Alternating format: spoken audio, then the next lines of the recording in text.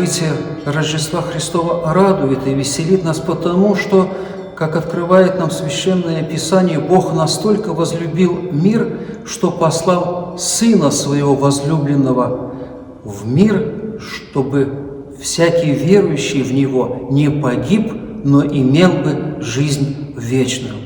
Вот в чем смысл Рождества Христова. Но, конечно же, с течением времени вокруг этого праздника возникло много добрых народных обычаев.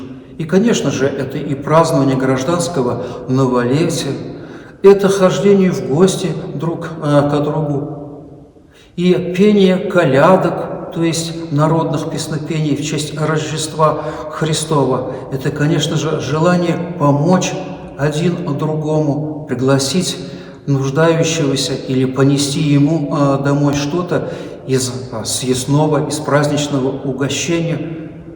Праздник Рождества Христова может быть как можно более многообразен. Самое главное, что он должен быть наполнен радостью, светом, добром, желанием почувствовать весь мир всех людей своими братьями и сестрами.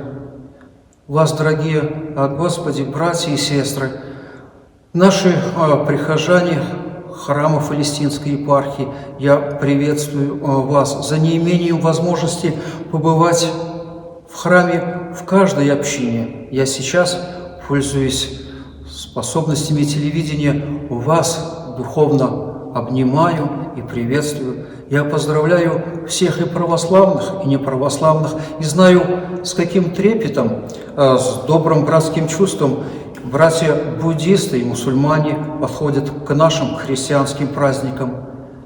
И за это очень вам я благодарен и ощущаю наше подлинное братство, единство, взаимоуважение.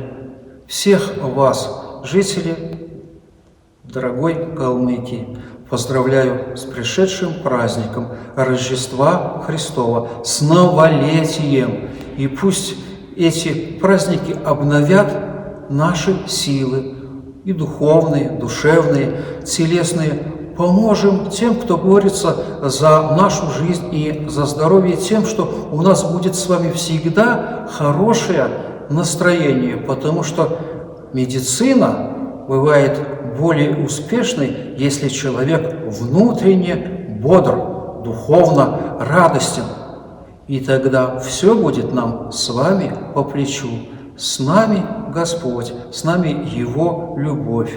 Богомладенец Иисус протягивает к нам всем свои руки и приветствует, и говорит: кому тяжело, придите ко мне, и я помогу вам. Еще и еще раз всех вас поздравляю с Рождеством Христовым и с пришедшим новолетием.